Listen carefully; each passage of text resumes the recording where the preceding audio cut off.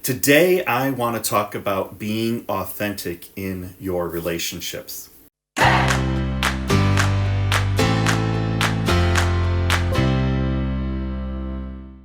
But in a world where so many people are faking it, what does it even mean to be authentic? And how can you use this to be yourself? Authenticity means you show your good side and your bad side in a relationship instead of a curated version of yourself. Many people fall back on old emotional patterns that they learned to keep others happy. But people don't want the performative version of you. To be truly authentic, we should share the good, the bad, and the ugly. This is an opportunity for greater connection. When you're authentic, you show that you have love for yourself and that you believe that you are enough. There's 6 techniques for getting yourself to a place where you can be the same person in every area of life. The first is to know yourself.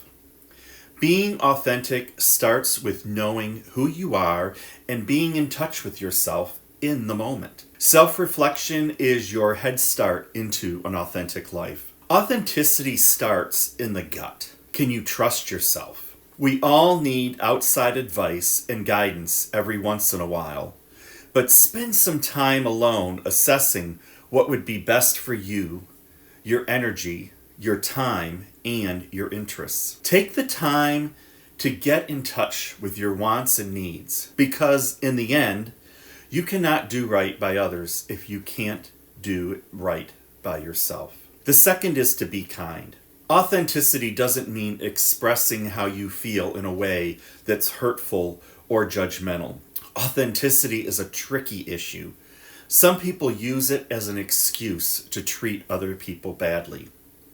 If you believe your authentic self likes to belittle anyone who disagrees with you and throw things at them until they give up the fight, then you're not listening to your authentic self. You're listening to your worst self. Instead, you should seek to express your deepest truth in a way that doesn't lose sight of the ultimate goal, connecting with people. The third is to check in with yourself. When your goal is to be authentic in all areas of life, it's always a work in progress. I recommend checking in with yourself regularly during and after social interactions. When you're with someone and you're wondering how to be real with them, ask yourself how much you're editing.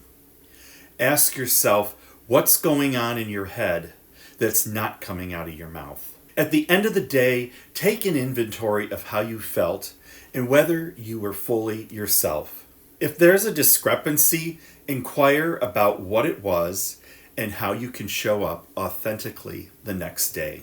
This process is also helpful when evaluating personal and professional relationships.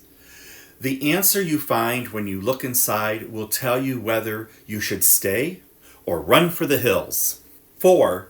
Learn the art of surrendering. In the Buddhist tradition, desire and attachment are considered the root of suffering. Buddhist teaching emphasize non-attachment, and that isn't limited to material things. When it comes to being authentic, letting go of attachment to the outcome will have a strong influence on your well-being.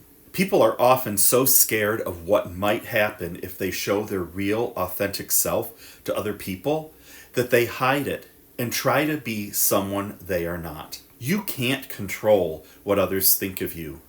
All you can do is put yourself out there and feel secure in the fact that you will attract the right people and situations into your life. Let down your guard and do what feels natural. Say what you feel inside. Remember, those who matter don't mind, and those who mind won't matter. 5th, bring your whole self even at work. Work is one of the hardest places to be authentic, and we are typically hired because of our ability to be professional, and we are bombarded by written and unwritten rules about fitting into the work culture. It's a fascinating study. Deloitte found that 61% of people hide one aspect of their identity at work. The figures are even higher among women, racial, and sexual minorities. However, authenticity matters in the workplace, as do the boundaries of privacy. So be your authentic self in the critical moments of your professional life. Share your passions and interests with your colleagues. Be honest and own up to your mistakes. When you are authentic, colleagues know that they can trust you. 6. Trust yourself. When you are living in your authenticity, you attract people who are also living authentically. These relationships will help you build as an individual and push towards becoming your best self. This is true with any relationship between people who are living authentic lives. They help you feel good about yourself and the world you've created. They help you perform at your highest capacity. Your business, health, and intimacy all become richer and livelier when your actions are in true alignment with who you are. If you'd like to know more about authenticity and how you can be better at it in your relationships, I would love to chat with you. Go to my website, www.whittletonconsulting.com, and sign up for a complimentary breakthrough strategy session. I'd love to see if we're a good fit, how we can work together, and maybe even give you some coaching along the way.